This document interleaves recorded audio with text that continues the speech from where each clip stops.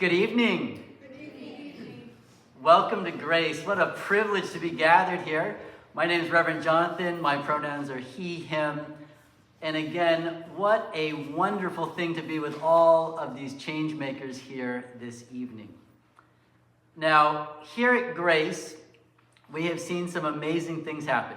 Because those of you who are familiar with Kenosha will know that we're not the biggest church in town. In fact, we have about 30 or 40 people who join us on a Sunday. But we have seen amazing things happen here. We have seen things that start so small become so big. And I don't know about you all, but the idea that we're gathered this evening to stop We Energies from building a methane gas plant in town, I mean, that can seem kind of like, we're doing what? Last time I checked, We Energies has, a board and stocks and tons of money and lawyers and the whole deal. And it can feel impossible, right? It can feel impossible. Yet I know when we come together with great faith and great courage, we can see the impossible happen. And again, we've seen that happen over and over again, and it's a privilege to be gathered with you all. And one way we talk about that here at Grace is a mustard seed. In our faith tradition, we read about how God's kingdom is like the littlest of seeds, and it grows into the biggest of trees. And you might have seen as you walked in or around different pictures and things in our building, little images of little plants growing, and they're representing mustard seeds. And I have great confidence that each one of you is a mustard seed this evening. With the way we're starting tonight, the effort, it might seem small, or we might seem like individuals that can't do much, but I have great confidence that it's going to grow and grow and grow.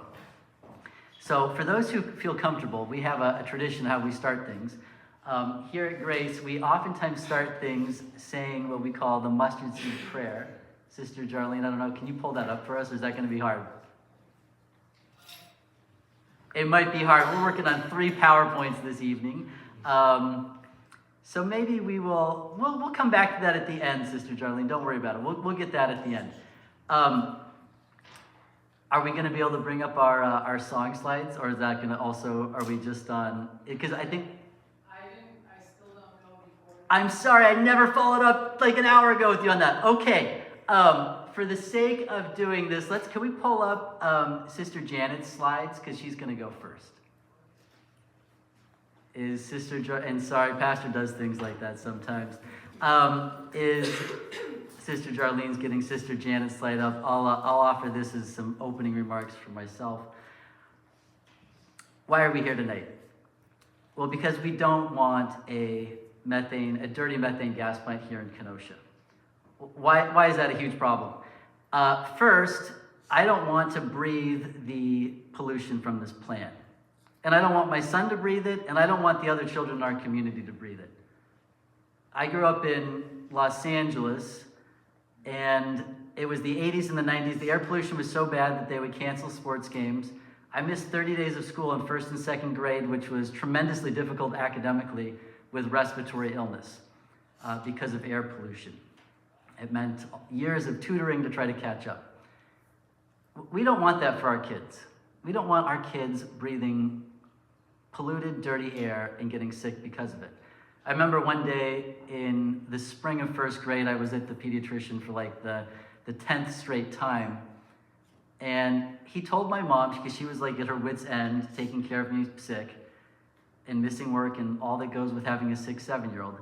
She said, "Why does he keep getting sick?" And the pediatrician looked at her stone-faced and said, "The air pollution here is so bad, we just see all these kids sick all the time." And I remember at 7 years old, I was sitting there like, why do the adults tolerate this? Why do they let the air be so polluted that it makes us sick? And it's a question that I find myself continuing to ask. And it's not only that this plant is going to lead to us having poor air quality here in Kenosha, but we just had the hottest year on record because of the climate emergency. it is unconscionable that We Energies will build any more fossil infrastructure in the year 2025. We are so far past when we needed to stop burning fossil fuels. It's a tremendous scandal. It's a tremendous failure of morality.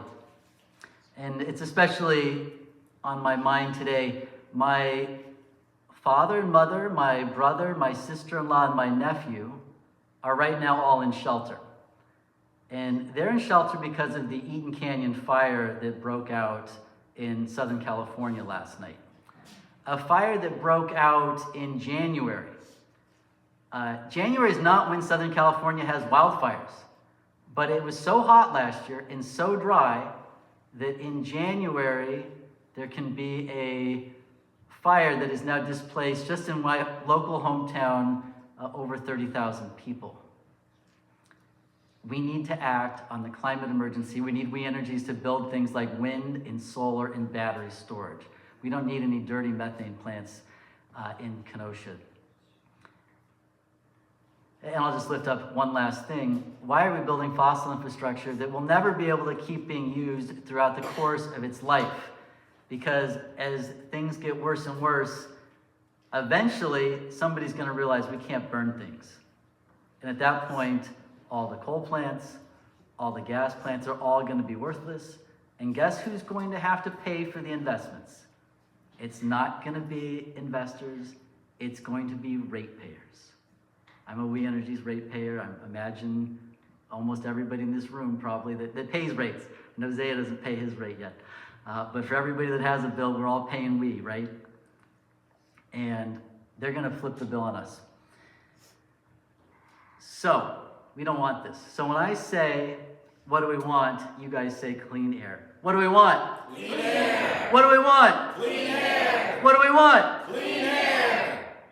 When I say no, you say gas plant. No. Gas plant. No. Gas plant. No. Gas plant. No. Gas plant. All right. Thank you so much again for coming out. All right. So our first speaker this evening is Sister Janet. Now, we are so privileged to have Sister Janet up here. In this theme of doing what feels impossible, she invited me into work that I thought was, quite frankly, absurd when I got the invite. Many, many years ago now, I showed up at the Eco-Justice Monastery up in Racine to an event about how they could help shut down the coal plant up in Oak Creek. And I thought to myself, how is this ever going to go anywhere? Well, Sister Janet and the other sisters and many other good folks, they led amazing work over several years, and they were able to convince We Energies to make some big changes. So, in that spirit, I invite Sister Janet up to share about this creative, courage-filled, inspired campaign that herself and so many others, some in this room, led. Can we hear it for Sister Janet?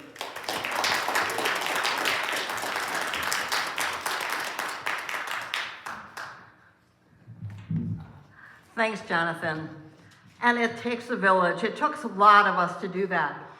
Back in, 2004, I became the director of the Eco-Justice Center, which was right next to We Energies, 2 miles away from the smoke plants. We saw the pollution coming out every single day. Eco-Justice Center was about sustainability and environmental education and care for the earth. So, through the years, even before the new coal plant was built, even before we were at the EcoJ, I was a part of a large group, including, and it was led by F.C. Johnson, opposing that new coal plant, but of course it went through. And then we ended up moving to the EcoJ, just 2 miles away from the plant. And through the years, we were trying to teach about sustainability and renewable energy and getting rid of fossil fuels. In 2015, one of our neighbors, let me just comment on that, or you've probably read it. The problem with the Oak Creek Power Plant There was a lot of noise from the trains going by. There was a lot of pollution in the air and in the water, and it affected people's health. And the health of one of the gentlemen in the neighborhood was so bad, and it affected his family. The guy's name was Bill Pringle, and he started going around asking his neighbors, did you notice any difference in the air? Are you having health problems, heart problems, lung problems, asthma, etc.? And then he ended up getting other neighbors testifying, oh yeah, we're having problems too. But as in a small group, individuals going to We Energy, we didn't have much clout. Then, thanks to Sierra Club and the leadership of Miranda Ehrlich and Jess Haven, we started organizing and we formed the Clean Power Coalition. It was a group of 30-some organizations. Some of the members were called convening members, and we met every month at the Equal Justice Center, and the others were supporters. Okay, all right, thank you. And we started to organize, what can we do to stop this power plant, or what can we do to let them stop make them stop the coal dust and the mercury into the lake and all the other pollutants that were going on.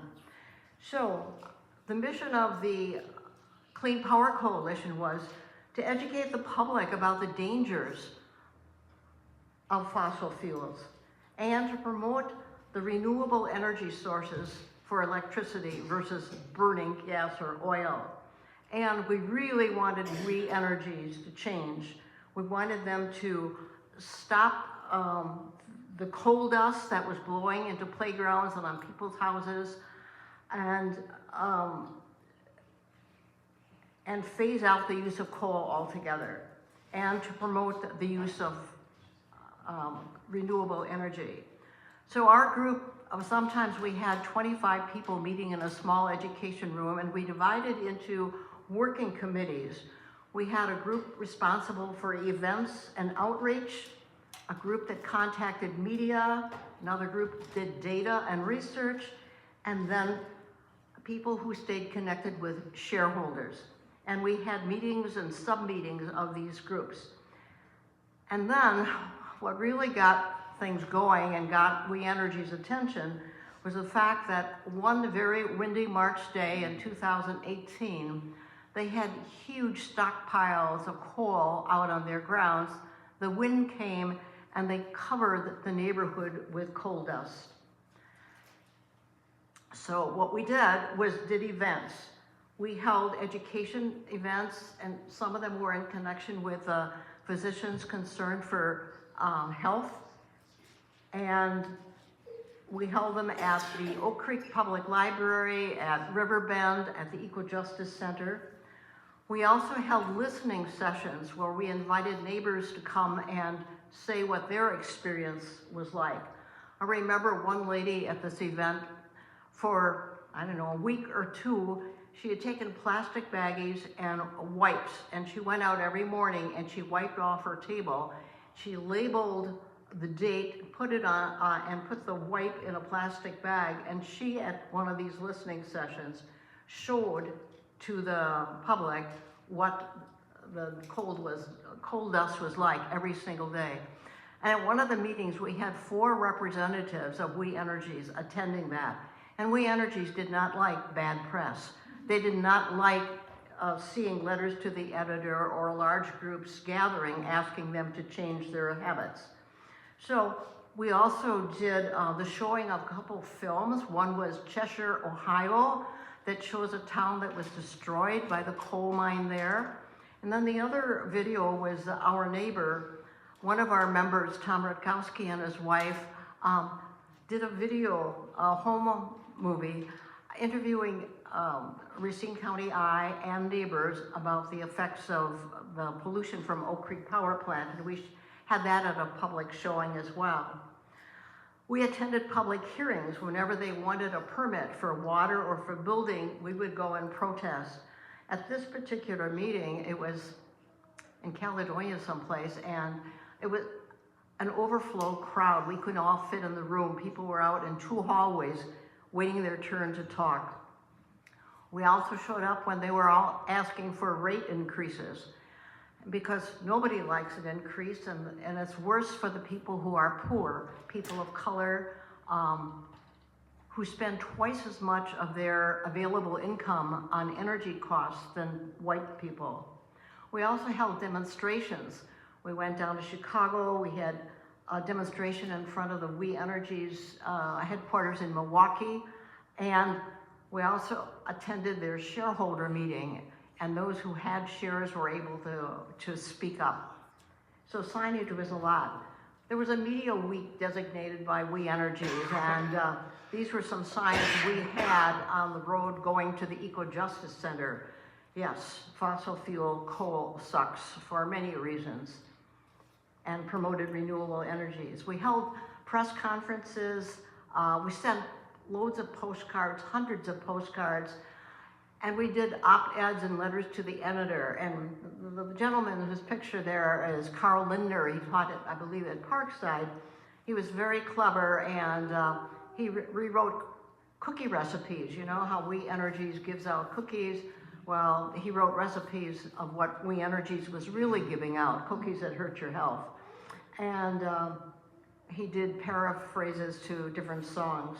And we counted that after a year, we had 180 media citations where what the Clean Power Coalition was doing was featured and got a lot of attention, which of course We Energy didn't like. We did events like a bike ride around the Oak Creek power plant so people could see firsthand the big piles of coal. Through a professor at Parkside, we did water testing, both the lake and surface areas.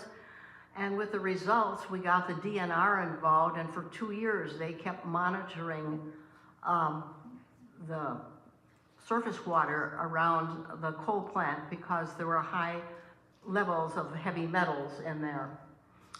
And then, one way of trying to placate some of us who were doing this protesting, they invited us to come on a tour, anyone who lived within a certain parameter of the coal plant, and everything was cleaned up and looked pretty.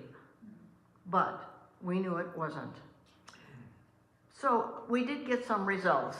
First of all, we got the vice president of We Energies to apologize for the inconvenience of all that coal dust that was going around. You know, they did provide bottled water for some of the residents, but they said, oh no, it's not because we're polluting your water. We're just doing this because we're good neighbors. Good neighbors don't pollute. They also did some remediation efforts around the power plant. They put up a wind barrier. They put a covering over the coal pile, promised to reduce the size of the pile, and they also planted more trees. But you know, you get a strong wind, and none of those means really stop that coal dust. The only thing that would stop it is quitting burning coal. And it was not only the dust that came right from the power plant there, but all the trains that would go by, and they would lose a lot of coal along the way, and coal dust would blow into the air. When we attended the hearings for water permits and rate cases, our presence there probably helped them get a little less than they wanted. So instead of giving a 10%, maybe they got a 7% increase. Just like this last year, they wanted an 18% increase, they got a 14% increase. And now the biggest news was they finally announced that they were going to close the Oak Creek portion of the power plant. But a lot of work still needs to be done. We don't just want Oak Creek to close down, we'd like all power plants that are powered by fossil fuels to be closed. And they say they're going to plan to close it by 2035. I hope they keep that promise. And we need to continue advocating for renewable energy and energy justice for all people. So you can join the movement. It looks like we have a new movement started with this methane gas, and we can use the same tactics, expose the problem that they're going to create, and is being created all the time by burning gas. Gas is not a clean solution to coal. And write letters and contact legislators and reduce our own consumption of plastics, of energy, electricity, etc. So thank you for listening to this and help the cause. We know we have the choir here. Thank you.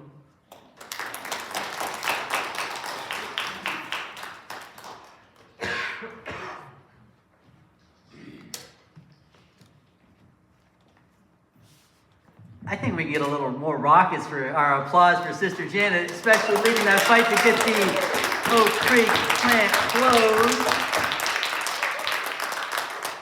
How inspiring for us all this evening to hear her story.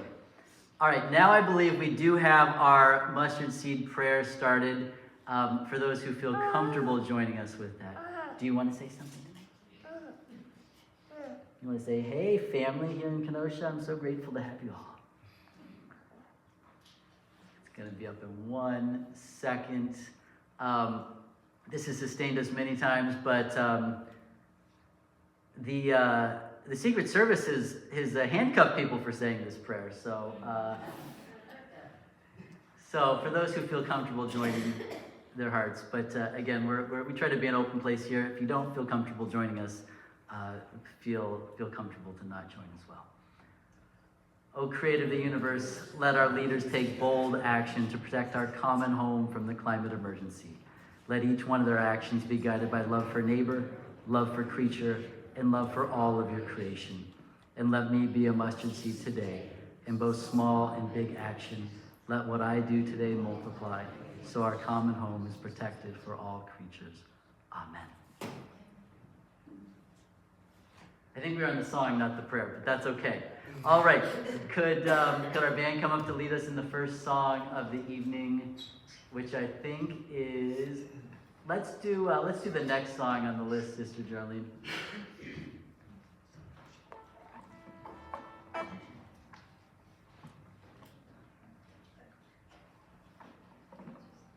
Here at Grace, we know that not only do we need to come together in word, but when we come together with beauty, with art, and with songs, that helps connect everybody. This is a song that we sing often here at Grace, especially when things feel rather bleak. I will be signing, not just getting rid of the flies or anything like that, but I'll be signing. And the two of them sing. Amen. And we appreciate our dear Sister Dottie signing for those at home that need that. And Sister Dottie, how long have you been signing for? Maybe 90 years. 90 years. Amen. And Sister... Mother were deaf. And we love Sister Dottie. When during the Great Depression, her parents had they had a little knapsack on their symbol, right on their fence, so people knew to come to your parents' home for meals right off of the train station. Right. Yep. Interesting home life. And by the way, these songs are wonderful. They just fit in with what we're here for. So this, I have laryngitis, so Sister Josephine is going to lead us. But this song is, here at Grace Lutheran, we do a lot of Porter's Gate music, so I want to give them some little props. You can look them up on Spotify, Porter's Gate, P-O-R-T-E-R-S, Gate. They write a lot about social justice in church. You can sing about it in church. It's great. And they have a whole album about climate justice. And this is off of it. And it's entitled, Lord Have Mercy. And it's really just a cry to God, because we got to sit with this, right? It's, how can this happen, right? How can this continue to happen as we go out and we advocate? So it's called Lord Have Mercy.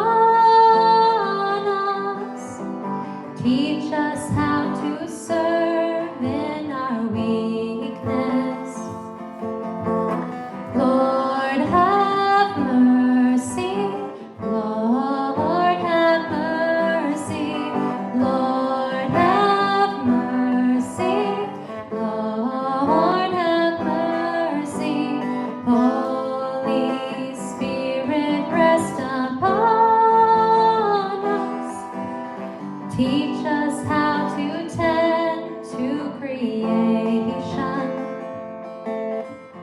Holy Spirit, rest upon us. Guide us from our path of destruction. Lord, have mercy. Lord, have mercy. Lord, have mercy. Lord, have mercy.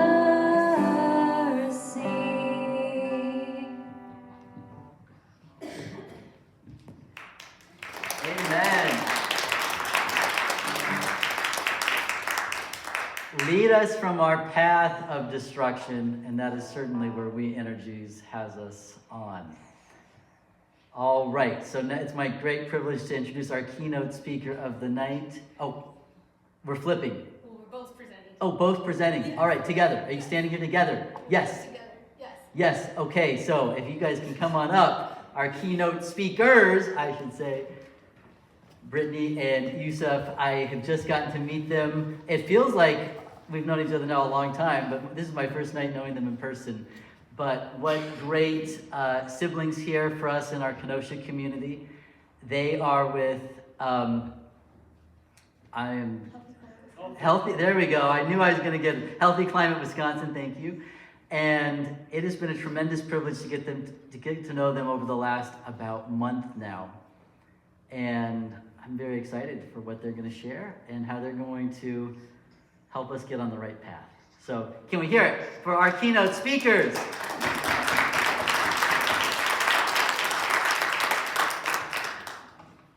One second, let me set up.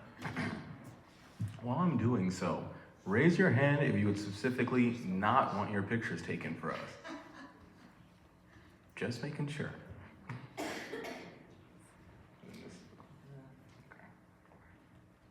So we're with Healthy Climate Wisconsin. It's part of a bigger climate justice coalition, but we are specifically focused on, combating these big energy companies, turning out healthcare professionals, and organizing amongst communities to really empower people to stand up for their own climate justice, because utilities are something that everyone deserves, and the hoops and whatnot that they put between them and us, we are the ones that have to combat that. So thank you so much for coming tonight, and thank you for allowing us into this space. On the same note of feeling like we've known each other, I always say that when you're really rooted in love, it attaches you to this big multi-dimensional force, right? It really lets you perpetuate your feelings and vibes throughout everything. So I feel like you're a very like-minded soul, so I appreciate the time again.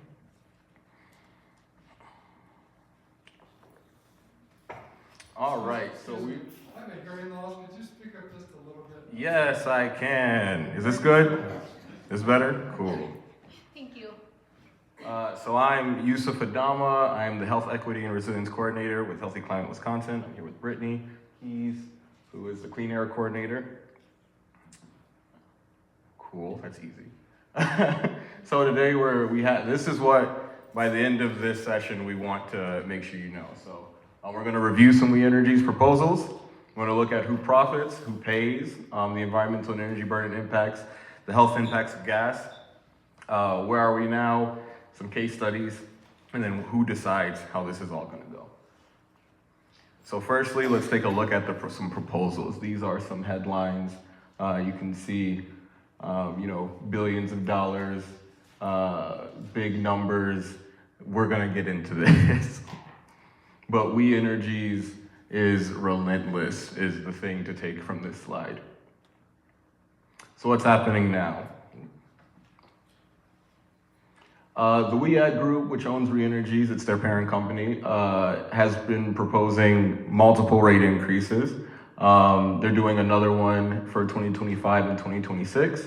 They are constantly trying to increase the return on equity, which is ROE. They continue to profit from stranded assets, which means that if they make a proposal for some big project and then put some money into the project and decide to close the project, you continue to pay for that. They intend to earn $300 million plus, I think it's like $303 million, on their Oak Creek coal plant after it's no longer operating, the one that we saw got helped close down. And they earned a 12.5% return on that plant.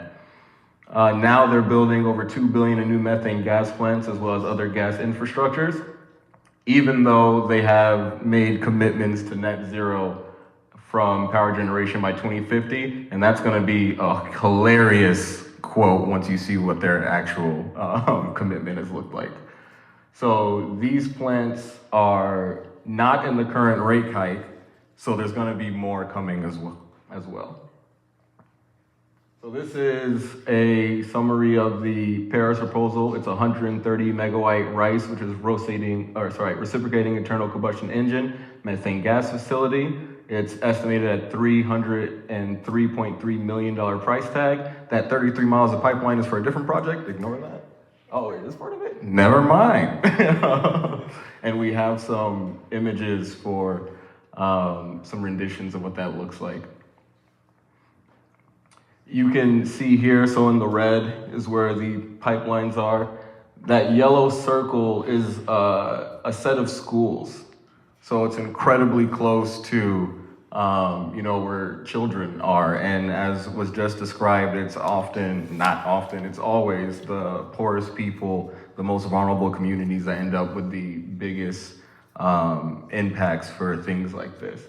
UW Parkside is here. And then UW Parkside is in the bottom. You can see, maybe you can't, that's kind of small, but on those proposed plant emissions, there is hundreds of thousands of pounds of carbon and, is it pounds or tons? Tons of carbon and other fumes being released by these big generation projects. So those are the reciprocating internal combustion engines. They're huge. And then this is the Oak Creek proposal. So this is a 1,100 megawatt gas plant for Elm Road. It has a 1.2 billion price tag.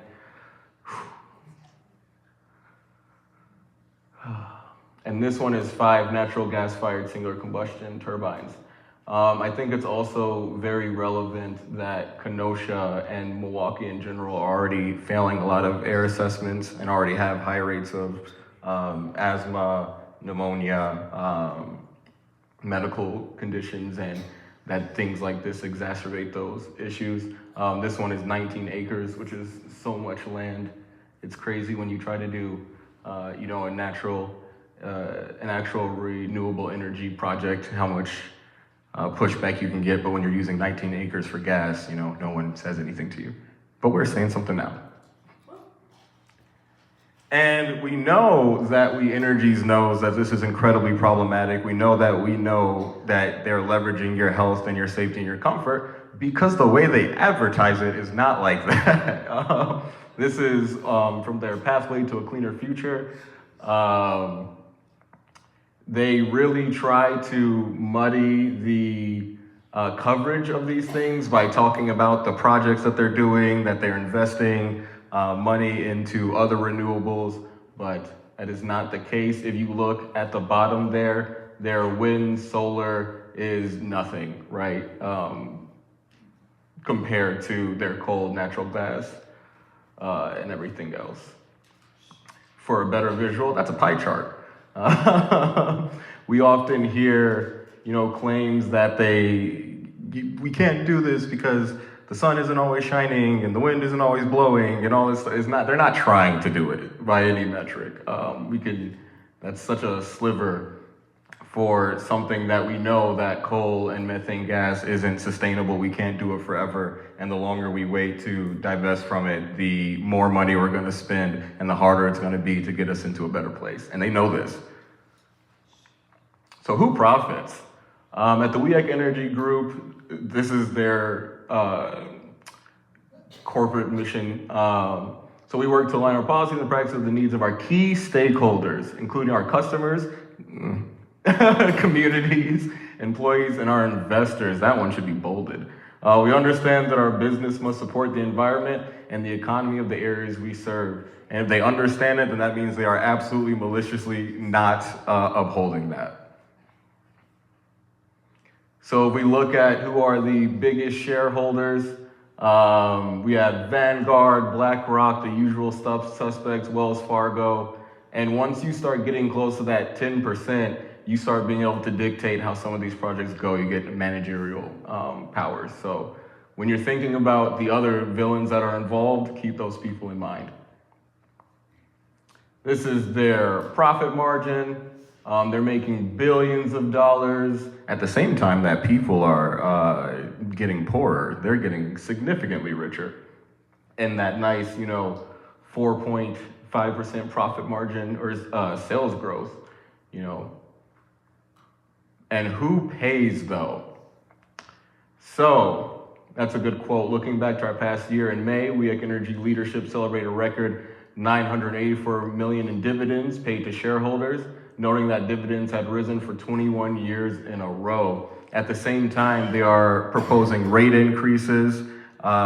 We have been at protests where we have heard children talk about how their parents are leveraging groceries versus their energy bills, where they're having to do homework by candlelight, and really dealing with the social and mental effects of having to see this.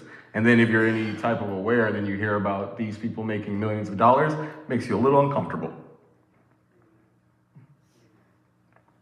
So again, We Energy's bill increased potential 18% electric rate hike proposed. Again, that got put down to 14, but they've gotten how many over the years? 7 different increases. Every time one even gets kind of denied, they just come back for more.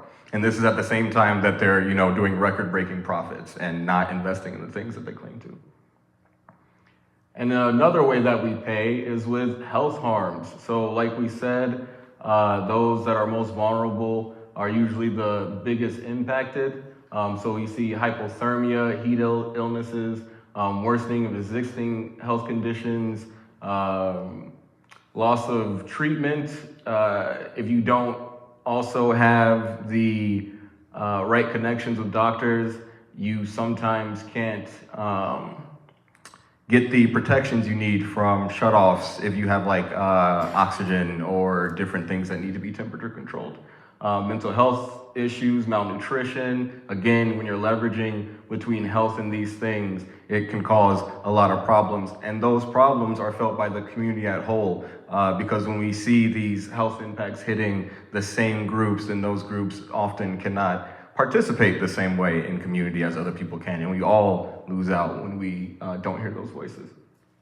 And the environmental impacts, the social cost of carbon. And I'll read this quote. The social cost of carbon is an estimate of the economic damages associated with an increase in carbon emissions, typically measured in dollars per ton.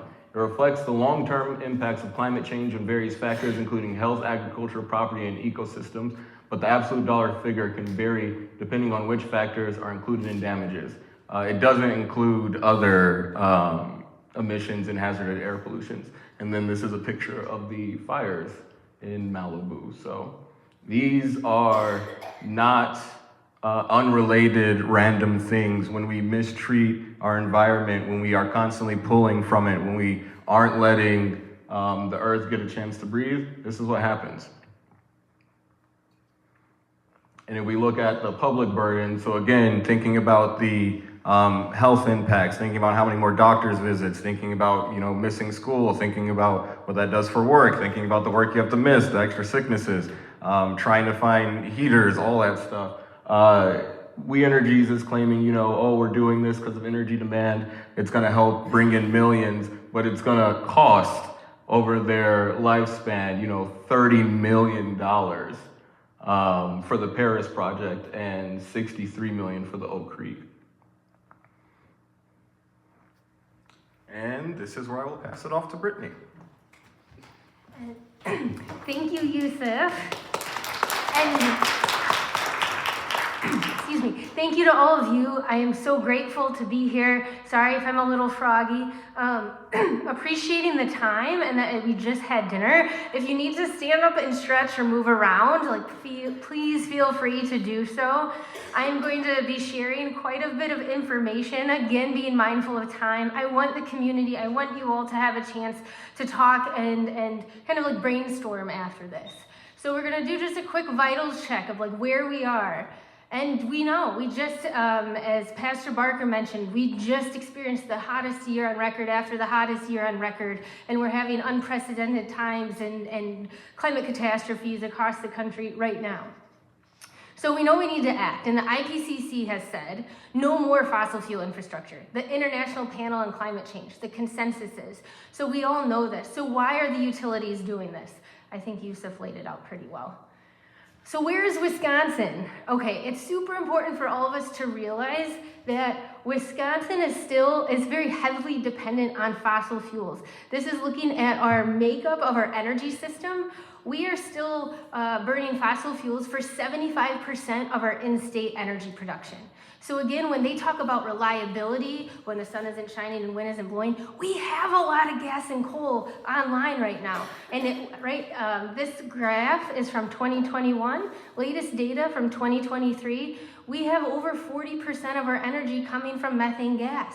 We don't need any more. We need to be pressuring the utilities to close their coal plants and to close their gas plants as well, not build new ones, and invest in, as Pastor Barker said, renewable energy with solar and wind. And as the Yusuf showed, Energy's energy portfolio is less than 3% wind and solar.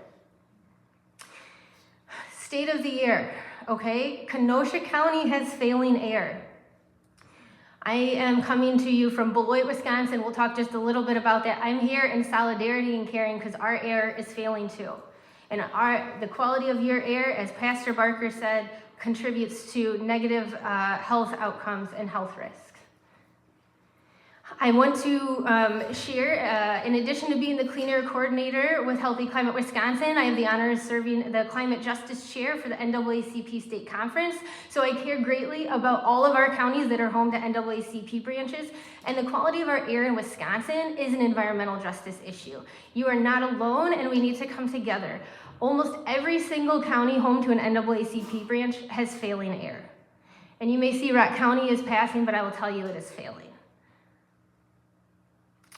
And then are we seeing we have failing air, so are we seeing the public health implications? Yes. So the counties with failing air are amongst the highest. This is information from the Department of Health Services.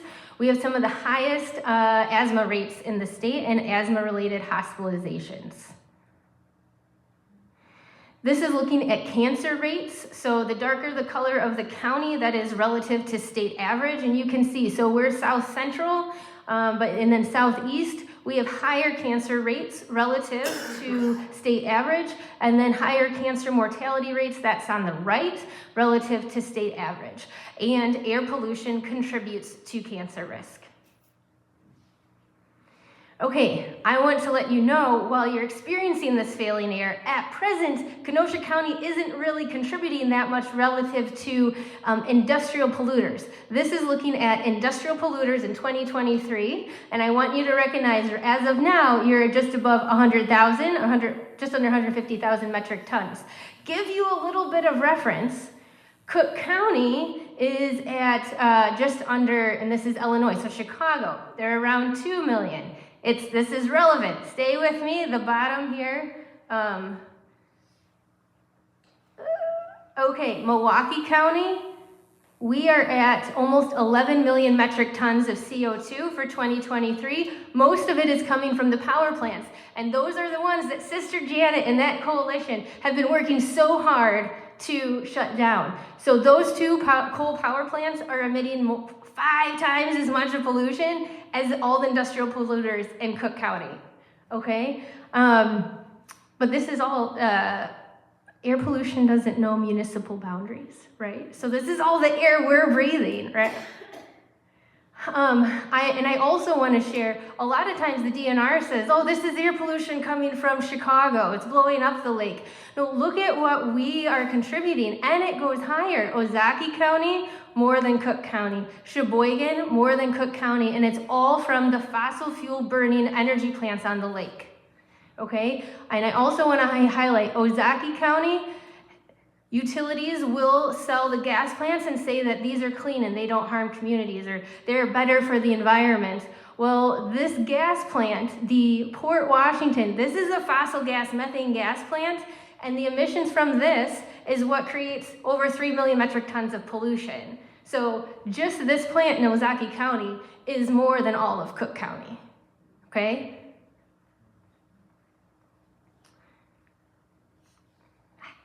Okay, now they will also say that we're helping to meet clean energy goals and this isn't going to help for our health.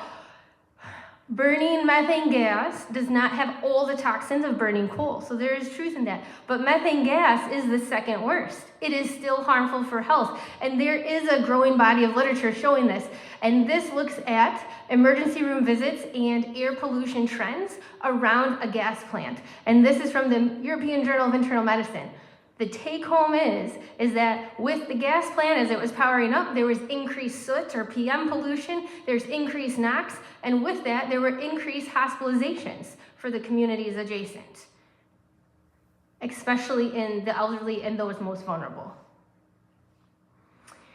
This slide shows kind of what will you experience acutely and chronically from both soot pollution and so main pollutants from methane gas. So from fine particles, you can get shortness of breath, wheezing, chest pain, fatigue, worsening of all chronic conditions. Ozone, that's the criteria air pollutant that we're failing here in Kenosha County. For high ozone, you may experience difficulty breathing deeply, shortness of breath, sore throat, wheezing, coughing, fatigue. And again, it can make chronic conditions, especially respiratory and cardiac, worse. Soot or particulate matter is one of the most dangerous air pollutants. This is because it is so small.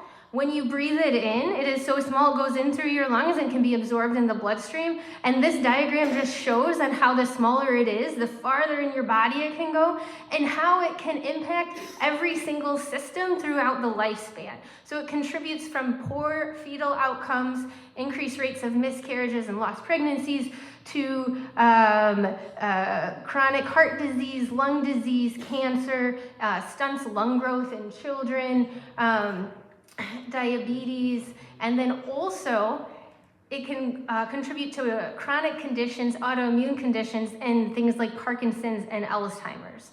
So really, prevention is key here. As health providers, we're always treating and reacting, and we want to prevent, and this is a huge opportunity for us to come together and help prevent. Little bit more research that backs the impacts and the negative health impacts of the gas plants. From the National Institute of Health, living in a zip code with a gas fuel power plant, your rates of asthma hospitalizations are 11% higher. Respiratory infections, so the RSV, COVID you're fighting off, risk of hospitalization is 15% higher. And chronic obstructive pulmonary disease or COPD hospitalization rates are almost 20% higher. And then again, it makes all chronic conditions worse. A Harvard study has shown that from extraction, transportation to combustion, deaths associated with methane gas and gas plants have surpassed deaths from coal plants in 19 states. So again, fossil fuel industry utilities are saying this is safe. This is not safe.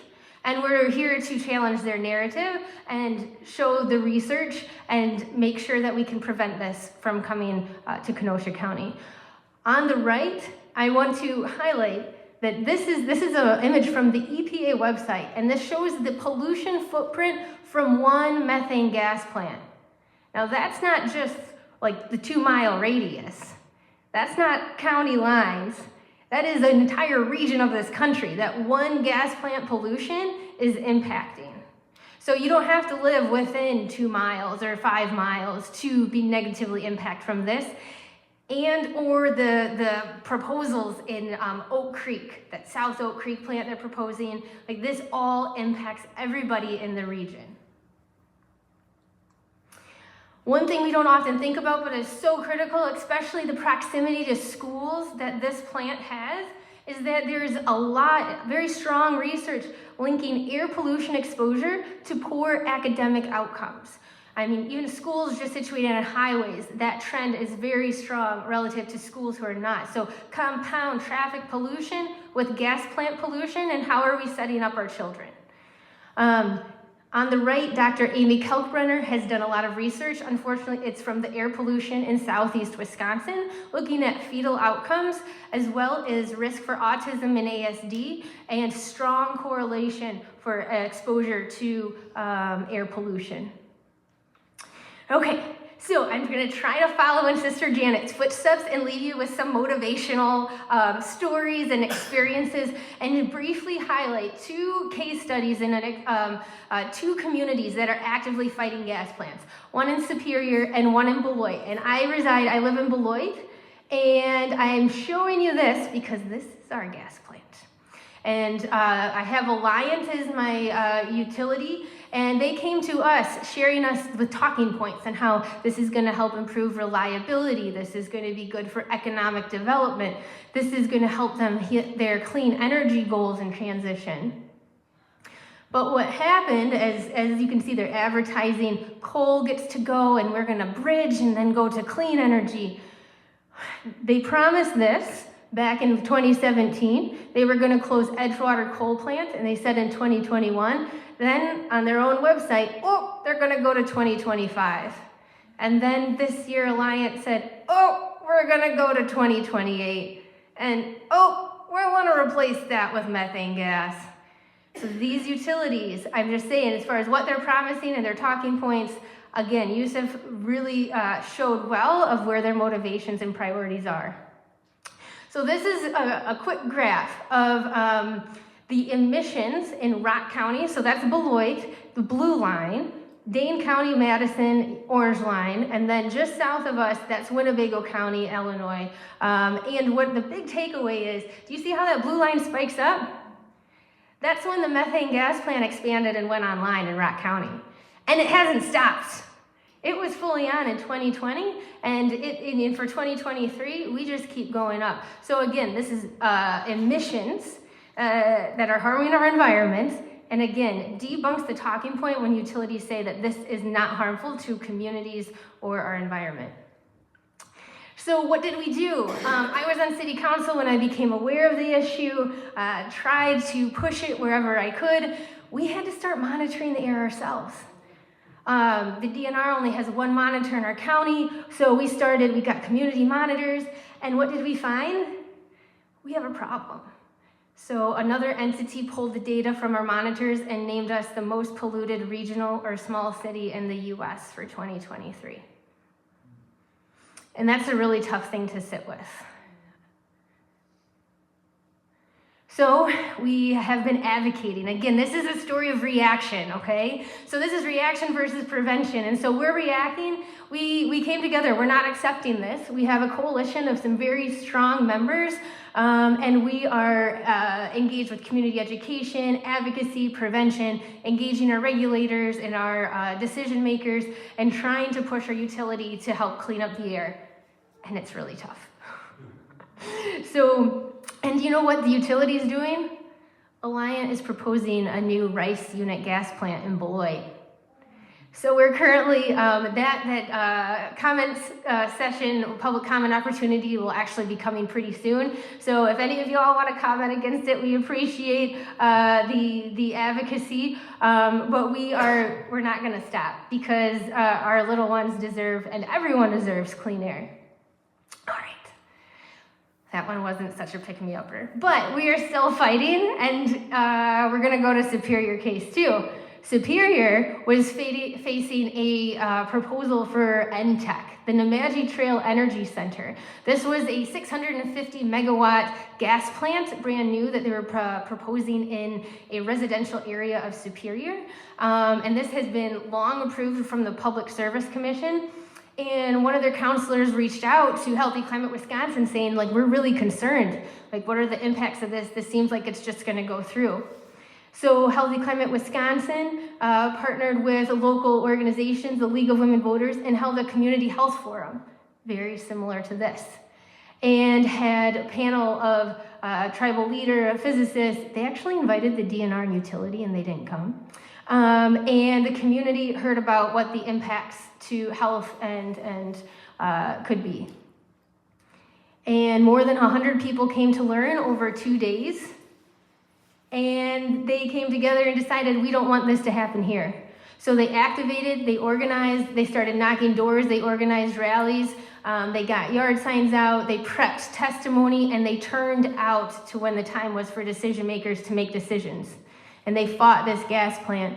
They, instead of the utility packing the forum, the community packed the forum. They said, we are the neighbors, this is our community, and we don't want this here. And to the point they had overflow, standing room only. So here's just some powerful pictures of the community that came together after learning about what was proposed, what was coming, and what the impacts would be. And what happened? The Plan Commission voted to deny the necessary permits, and the City Council upheld it. So as of now, that plan has been denied. It is not moving forward.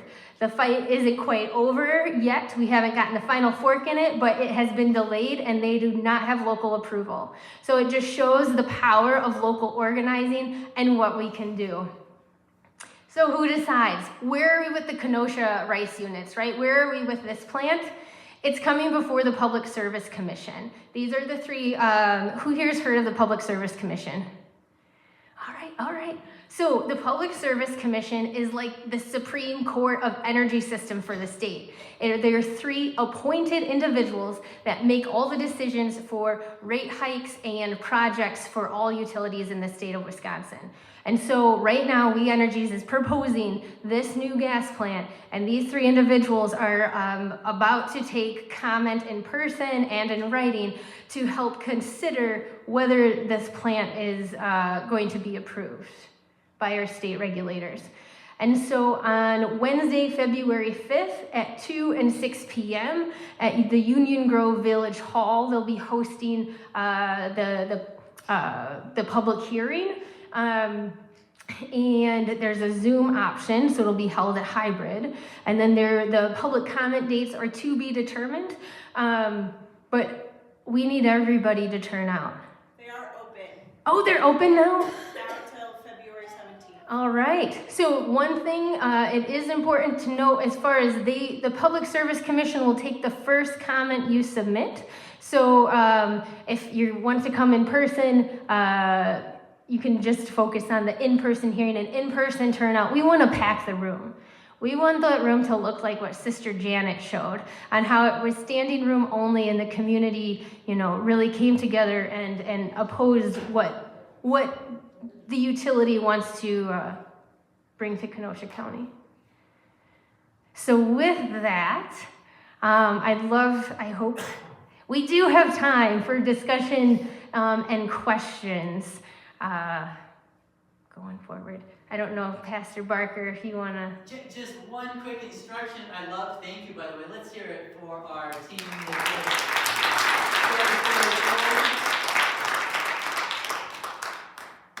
We are live streaming this we have all sorts of people that engage with our community online. So if you could just, for your comment, come up to this microphone right here so we can capture that for those joining us online, we'd be grateful.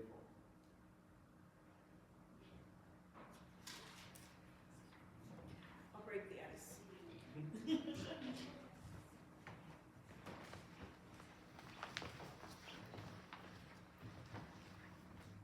I'll just break the ice. There are flyers on the table right outside that have the dates of these public hearings, both the Kenosha and Oak Creek proposals. And there's links, there's Yusuf's email, probably Brittany's email, my email on those handouts, so you can reach out to us.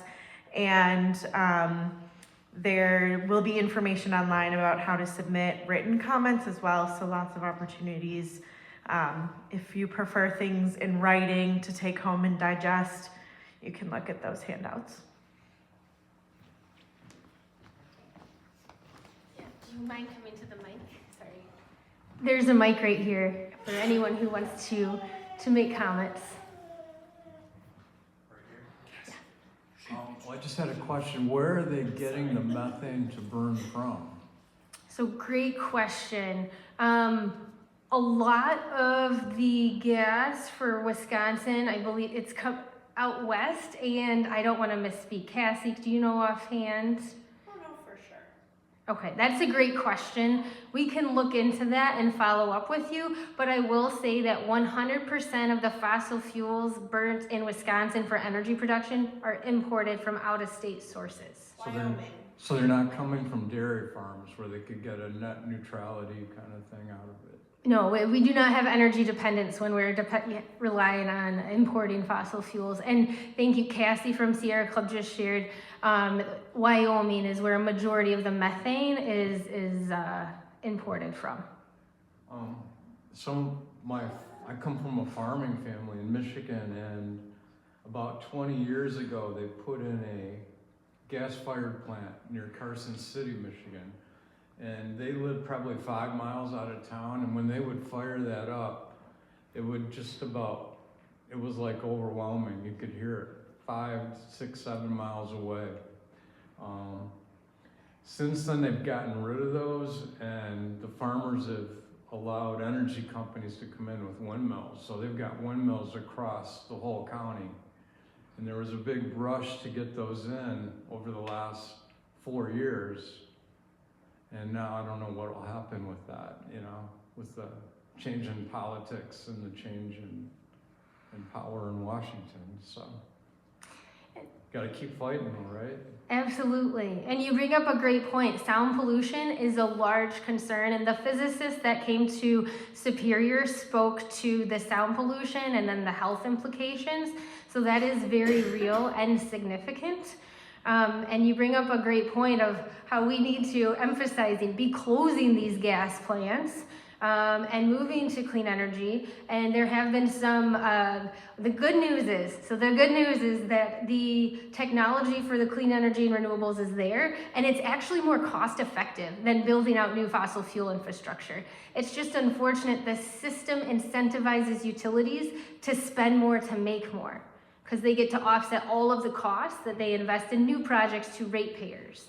So that's kind of where the tricky part is, right? So we have to push the utility to invest in the clean energy. And there is funding and grants, like the new ERA grant was awarded to Dairyland in Wisconsin. And that is for those who've actually signed for those, that funding should be coming through. Just one other interesting thing, my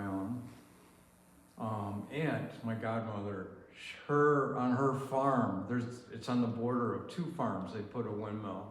So 1 windmill, and for them to put that on their windmill, they're giving the 2 farms $14,000 a year to split. So that's pretty huge, and that's a big incentive for changing farmers' minds.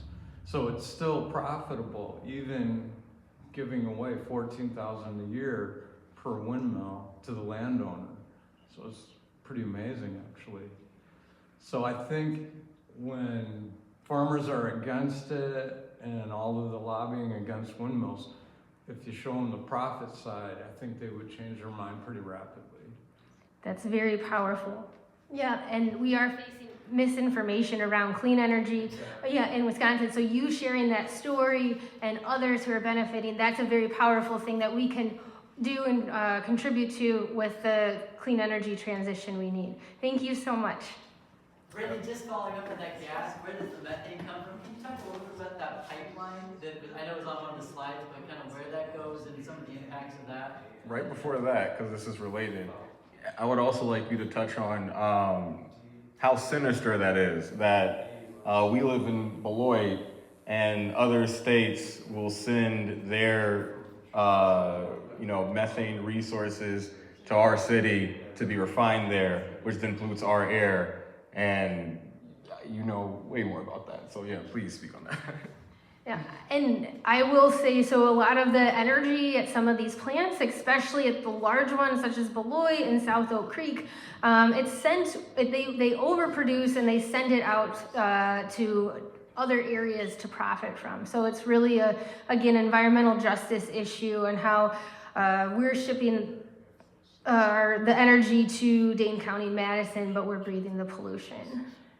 And then so for the pipeline, so this is another thing. So there's a public hearing, Cassie, the March one for South Oak Creek is March 25th.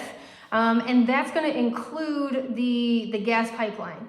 So opportunity to speak to the gas pipeline. But that is also relevant because that goes through Kenosha County, Racine County, and Milwaukee County. And it's a pipeline that's gonna require clearance, like clear-cutting clearance of a 20-foot swath, the whole length of the pipeline. And the only reason they need it is for these two gas plants. All right, and methane, it's kind of like pipelines, all pipelines, it's not if they leak, but when. And there are negative health implications and increased cancer and other health risks to communities that are around where these leaks do happen. I'm not exactly prepared to make a big speech or anything, but I have gone to the Kenosha County Board meetings and the City Council meetings, and I pointed out that Uline has built million square foot warehouses and not one solar panel on them, and they're climate controlled and they eat up a lot of energy and they're creating absolutely none. But in California, Uline's required to put solar panels on, and they do it without any argument at all. They just do it because it's the law. And it seems from what you showed in your map here, and that we're stomping out a fire here, but one kicks up somewhere else. They've got many of these plants that they want to build, and it's an attitude in the state that needs to be corrected. I've been to conservation conference, I can't remember, every spring they have it in Madison, and all the conservation groups go and they speak to their legislators, but they don't seem to get anywhere because there isn't enough pressure on the legislators to overcome the big money that that We Energies has. And from what I've read, We Energies is just a little bit more progressive than the energy companies on the west side of the state of Wisconsin. We have solar panels on our house, and they pay us watt for watt, for our energy. If we overproduce, they pay us back for it.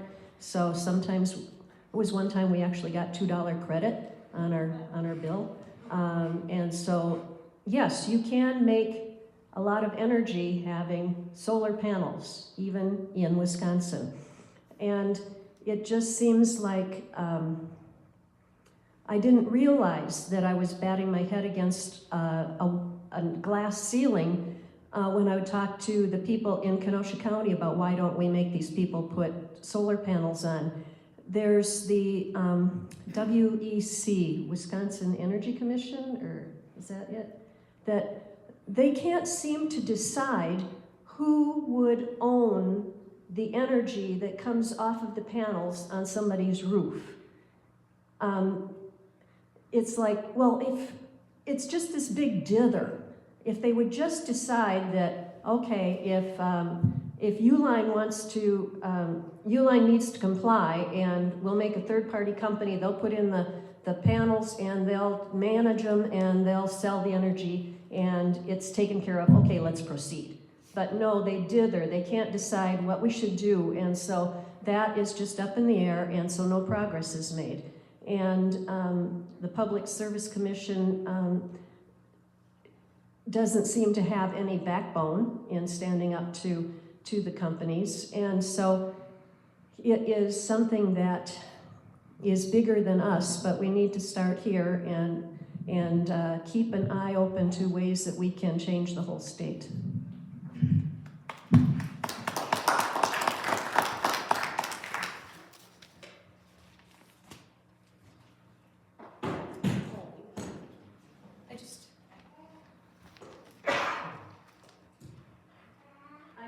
make the suggestion that we get the medical community involved.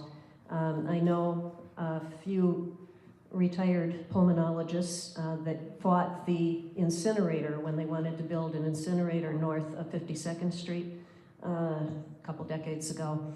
And so we could maybe get some pressure from the medical community. And there are a lot of organizations in the state of Wisconsin. One is Clean Wisconsin that could be allies. Excellent, thank you. We'll talk after. I was gonna say, we need a psychologist, amen. I have a question. I am definitely for renewable energy, but I have a question if you have looked at it another way. Do you know how much renewable energy, wind and solar and other, that we need to produce to correlate to what is being produced now, what energy is needed? I was thinking that if you turn it around and say, okay, not don't do this, but to do this, we need 500 windmills. We need 7,000 solar panels. It's a positive way of looking at it, and maybe we can do a correlation, say, we want to have a campaign to buy this many solar panels so that we can have a positive way of reacting. I will say, one, energy companies know that, but I think absolutely as a community, and you see, they know it so much that they'll really hype up whenever they do anything clean energy and try to bury how much they don't. And a lot of times the rhetoric you'll see is that, solar is inefficient, and this is, ignoring that batteries exist and that the sun doesn't need to be shining. But also that gets even further exacerbated when you think about how much ethanol, how much the production, how much that goes into natural gas. I'm trying to think of the figure, but it's like 1 acre of solar is what is it, like 10 at least times better than 1 acre of the corn you'd have to plant for ethanol production. So the data is there. We know we can do these things with renewable energy. It really is, putting a fire under the PSC and really giving them some bad press and making them 2050. They said they want to have net zero, and they're at like 4% now. So we need to put that pressure on. Yeah. And I would say yes. I love putting what we're working towards, and we should all be very inspired by Sister Janet and the group and the work done before and how they got them to move, right? There is power in the people and working together, and I think we absolutely need to put the pressure on. Greater modeling, like nationwide, shows that we have the technology to reach 80 to 90% of our energy demands with renewables and storage, but right now we're at 25%. So we have a long way to go, and we don't want to go backwards. So I absolutely love the recommendation to focus on where we're going and the positive and what we want to invest in, and take inspiration and from what has worked by those who are continuing to walk this path with us. This might be a remedial question, kind of following up on that, but I mean, in theory, we energies could just propose a solar plant that's the equal megawatts to the gas plant, right? They could. And it would save everybody money. Can you speak to the additions and how they try to go past that by doing add-ons?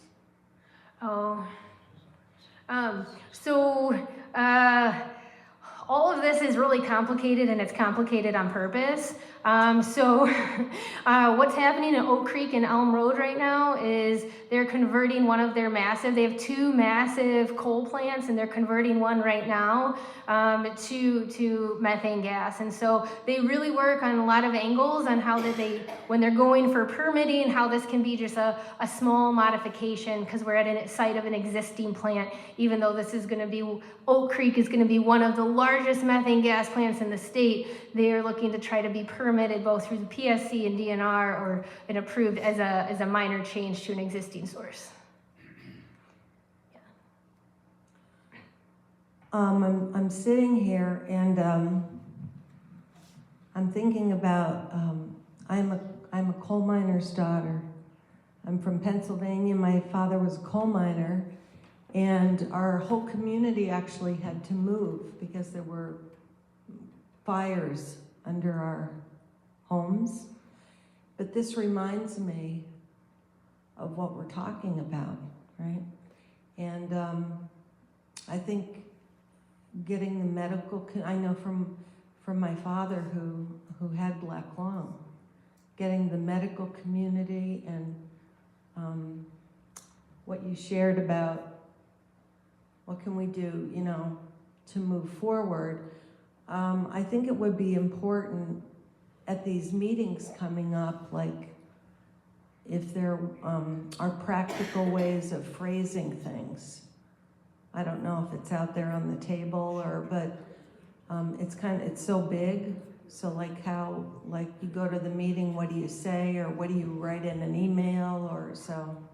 And I think that is a really important aspect to remember when we think about what justice means, and we think about who's profiting from these things. And even though we're in a system where we're victims of this, we're also privileged enough to have that information, to be able to work with coalitions that do. So we do provide talking points and help coalitions organize and help get people ready for testimony and everything, because we have the resources to do that. So it is really important because, again, the people that are most affected are less likely to go to a meeting. They are less likely to even know that this is happening. And it's our duty, and if you have any energy to give, it is your duty too, to try to give that to people so they can stand up for themselves as well. So yes, I absolutely agree with that sentiment. And we have talking points that we can share. And we will be planning before the public hearing on February 5th at 2 o'clock to reconvene here at noon and do a testimony prep. And then for those who need assistance or would like to partner with transportation, we can absolutely provide that, just would need to plan ahead. So one thing I want to say though, when you stepped up and shared your story about being a coal miner's daughter and the impact to your community and how this reminds you of that, that's the most powerful thing.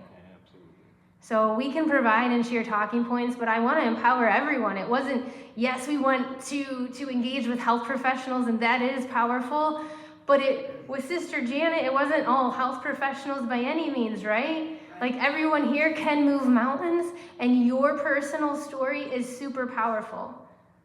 So, I mean, you courageously sharing what your family went through and how this brings back that memory and concerns, I think could also silence a room at a Public Service Commission hearing.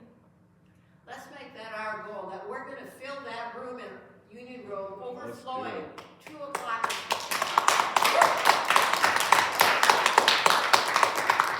We're with you. All right. So it's fine if we go. Does anybody know if we're working with the neighbors where this thing is being proposed? Great question. So a lot of things move really fast, and even me being engaged with air pollution in Beloit, I didn't know that Alliant was proposing this, right? And no one here really knew what was happening until we got the word out about this event, and a lot of this has kind of snuck up on all of us. So to answer your question, I don't think we have yet. We have a great opportunity, and I think we absolutely, we need to engage them. They need to know what's going to be built near their elementary schools. And we have Professor Astoria here who's at UW Parkside, and we're going to be working to help educate those that are with the college. And so I think that's an excellent point. And anyone who has the ability, I'd say let's go. And I get to go to talk to the county board again. Yes. One of the comment periods that they had for one of these projects was open from the 26th and closes on the 16th. And I don't know for sure that they do these things maliciously, but that is a horrible time to try to get people involved in getting input. And it seems like a lot of times, even when they provide opportunities for us to speak, it is important. Brittany specifically is like the person that has caught some of these things, like in Wisconsin. So it is very relevant how sneaky it is, and getting this information and trying to be proactive is the way, so absolutely. And we need everybody. So if you know folks in Union Grove, and we're happy to communicate with them, but you are all going to be, great advocates moving forward and helping share what's coming and where we need to be and on what days. It's not going to be of any advantage to any of those people that live out there. It's not like they're going to get money for it or anything. It's not like that windmill that they're going to get $14,000.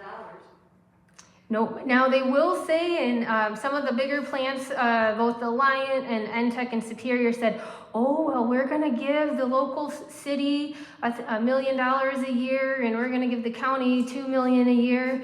But if you saw the social cost, you saw the chart of the social cost of that plant due to the pollution. The conservative estimate is 30 million per year is what the community's actually going to be subsidizing the utility for them to come in and burn the fossil fuels, for them to profit then again off the energy production. I live downwind from the Pleasant Prairie power plant, and when it went online, my outdoor furniture was covered with soot all the time.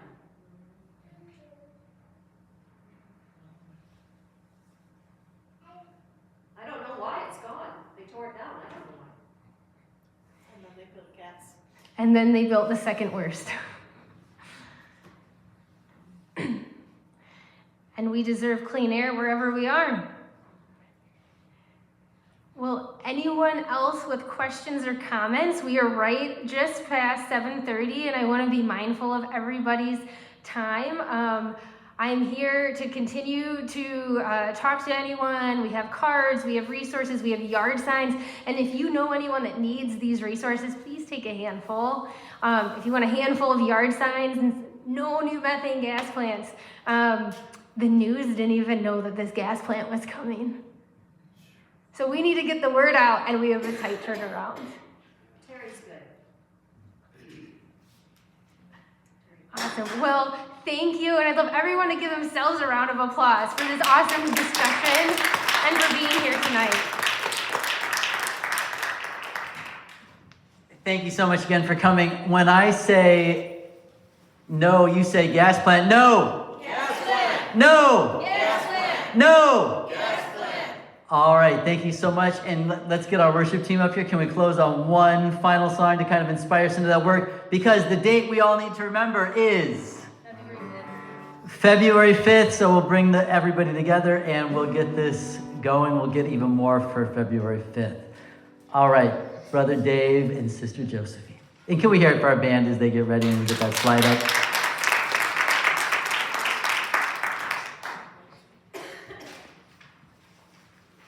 Can you shout, please, Sister Joe, can you give us? Yeah, we're gonna do the mustard seed song.